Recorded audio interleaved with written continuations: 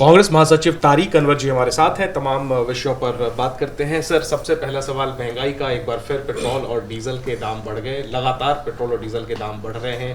Congress party नवंबर में protest का plan तो कर रही है, लेकिन सवाल है कि क्या आप लोग सरकार पर दबाव बनाने में कामयाब हो पाएंगे? देखिए, ये सरकार कुछ सुनने को तैयार नहीं है और बेलगाम हो चुकी है, क्योंकि जिस तरह से पेट्रोल डीजल का दाम बढ़ रहा है, इस सरकार को ज़रा भी इस बात की चिंता नहीं है कि इस इतना बड़ा बोझ कोरोना के बाद, जहाँ इतनी बेरोज़गारी है, लोग महंगाई से त्रस्त हैं, खाने पीने की चीज़ों की कीमत बढ़ चुकी है और लगातार पेट्रोल का कोई दिन नागा नहीं जाता है। बल्कि जिस दिन नागा जाता है, लोग ताज्जुब करते हैं कि आज पेट्रोल डीजल की कीमत क्यों नहीं बढ़ी। तो ये स्थिति में लाकर देश को खड़ा कर दिया है। ऐसा लगता है कि सरकार का कोई नियंत्रण नहीं है। सरकार दावा करती है कि हम अंतर्राष्ट्रीय मार्केट से गाइड होते हैं। ये इससे बड़ा कोई झूठ नहीं हो सकता, क्योंकि जब चुनाव की घोषणा हो जाती है तो वो उस दौरान में कोई कीमत नहीं बढ़ती है, तो वहाँ कैसे नियंत्रण हो जाता है। एक सवाल सर, एक ताज़ा रिपोर्ट के मुताबिक आत्महत्या की दरों में काफ़ी इजाफा हुआ है और ख़ासतौर पर किसानों की आत्महत्या के आंकड़े जो है उसमें बढ़ोतरी देखने को मिली है। कैसे देख रहे हैं सर इस आंकड़े को और सरकार से क्या डिमांड करेंगे? देखिए, किसानों की हालत तो बहुत दयनीय है। 2022 में अब सिर्फ 2 महीने बचे हैं। हमारे प्रधानमंत्री जी ने कहा था कि 2022 में किसानों की आमदनी दुगनी हो जाएगी, लेकिन ऐसा लगता है कि वो अपना वो वादा, जिस तरह से सभी वादा वो भूल चुके हैं, ये वादा भी वो भूल चुके हैं। और ये बात सही है कि लोग आज आत्महत्या करने पर मजबूर हैं। किसान कर्ज के बोझ से दबा हुआ है, जो मजदूर है वो अनएम्प्लॉयमेंट है, बेरोज़गारी है, मतलब हर तबके में ये लोग हताश हो चुके हैं और अपने परिवार और अपने दुख को वो एक तरह से बर्दाश्त नहीं कर पा रहे। आज की बड़ी खबर की बात करें सर, तो शाहरुख खान के बेटे आर्यन खान को आखिरकार वो रिहा हो गए। ज़मानत उन्हें मिल चुकी थी, लेकिन कल की रात भी उन्हें जेल में गुजारनी पड़ी थी। अब वो रिहा हो गए हैं, लेकिन जिस तरीके से ये पूरा मामला सामने आया है सर, जांचकर्ताओं पर ही सवाल उठ रहे हैं। पूरी जो आरोप लगे हैं वो आरोप लगाने वालों पर ही सवाल उठ रहे हैं। कैसे देखते हैं इस पूरे मामले को सर? बिल्कुल, देखिए, आर्यन खान शाहरुख खान के बेटा है।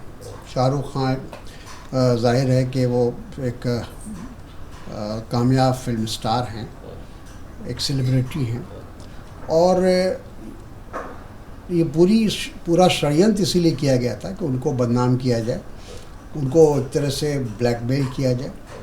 और आखिर में हाई कोर्ट ने तमाम बातों का संज्ञान लिया और ये बात स्पष्ट हो चुकी इस दौरान में कि आर्यन खान ना उसने ड्रग का सेवन किया था, ना उसके पास से कोई ड्रग निकला। सिर्फ वे शक की गुंजाइश पर उसको इतने दिनों तक जेल में बंद किया है। एक मासूम बच्चे को मैं समझता हूँ कि आने वाला समय इन तमाम ऐसे लोगों को जिन्होंने ये पूरा षड्यंत्र रचा था, उसके खिलाफ न्यायालय भी संज्ञान लेगा। मानते हैं कि एक पिता के तौर पे काफ़ी राहत महसूस कर रहे होंगे शाहरुख खान आज? जाहिर है, तो आम सी बात है कि अगर किसी का बच्चा को इस तरह से कॉन्स्पिरेसी करके फंसा दिया जाए, अगर उसने किया होता तो एक बात थी कि थोड़ा इत्मीनान होता है कि भाई गलती किया है तो सज़ा भुगतनी है, लेकिन जिसने कोई गलती नहीं किया, कोई कसूर नहीं किया, उसको इस तरह से फंसा कर और परेशान करना, प्रताड़ित करना और इतने दिनों तक जेल में बंद रखना, मैं समझता हूँ कि ये बहुत बड़ा न्याय है और एक तरह से जिसको हमारी जो न्याय प्रणाली है उसका मजाक उड़ाना है। 2 सवाल और मैं पूछूंगा।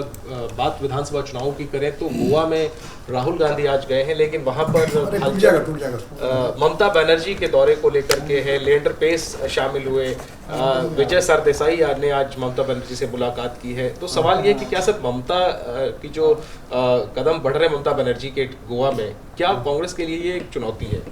देखिए, कोई कांग्रेस के लिए चुनौती नहीं है। कांग्रेस पिछली बार भी सबसे बड़ी पार्टी के रूप में उभर कर आई थी। लोगों ने जनादेश कांग्रेस की सरकार बनाने के लिए दिया था, लेकिन जिस प्रकार से भारतीय जनता पार्टी ने मैनिपुलेट किया, वहाँ के विधायकों को ख़रीद बिक्री किया गया, हॉर्स ट्रेडिंग की गई, ये तमाम चीज़ें हुई और लोगों ने देखा है, गोवा के लोगों ने बहुत नज़दीक से देखा है। और इस बार गोवा के लोग कोई रिस्क नहीं लेंगे, ठीक है। पूर्ण बहुमत वो कांग्रेस को देंगे ताकि कांग्रेस की सरकार बने। पिछले चुनाव से उन्होंने ज़रूर सीख लिया होगा।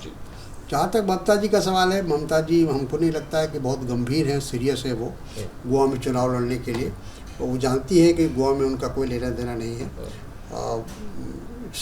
ठीक चुनाव के 2 महीना पहले, 3 महीना पहले वहाँ जाना, मैं समझता हूँ कि एक पॉलिटिकल टूरिज्म के अलावा और कुछ भी नहीं है। और क्या उनका मकसद आपको नज़र आता है? देखिए, उस मकसद उनका क्या है हम नहीं कह सकते, लेकिन इसका फ़ायदा भारतीय जनता पार्टी को मिलेगा। ये मानते हैं आप? बिल्कुल मानते हैं। जितने लोग वहाँ इस तरह से जा रहे हैं, चाहे वो आम पार्टी जा रही हो या ममता बनर्जी जा रही हो, उसका फ़ायदा डायरेक्टली और इनडायरेक्टली वो भारतीय जनता पार्टी को मिलेगा। आखिरी सवाल बिहार से। आप बिहार से आते हैं, उपचुनाव के लिए 2 सीटों पर चुनाव वोटिंग हो रही है। आरजेडी और कांग्रेस का गठबंधन टूट गया। आरजेडी का दावा है कि दोनों सीटों पर वो जीत रहे हैं।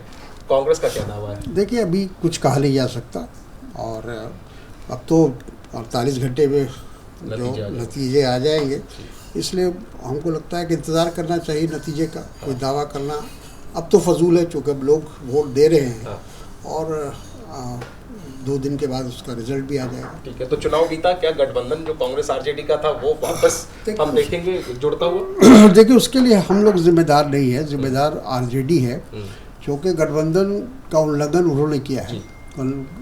वो एक तरफा उन्होंने फैसला ले लिया कि हम दोनों उपचुनाव में अपने उम्मीदवार खड़े करेंगे बिना हम लोगों को विश्वास में लिए। तो आगे क्या भविष्य देख रहे हैं? आगे देखा जाएगा, राजनीति में अभी कहना मुश्किल है। ठीक है, शुक्रिया तारिक जी बात करने के लिए। कैमरा पर्सन राजेश कुमार के साथ जयनेंद्र, एबीपी न्यूज़, दिल्ली।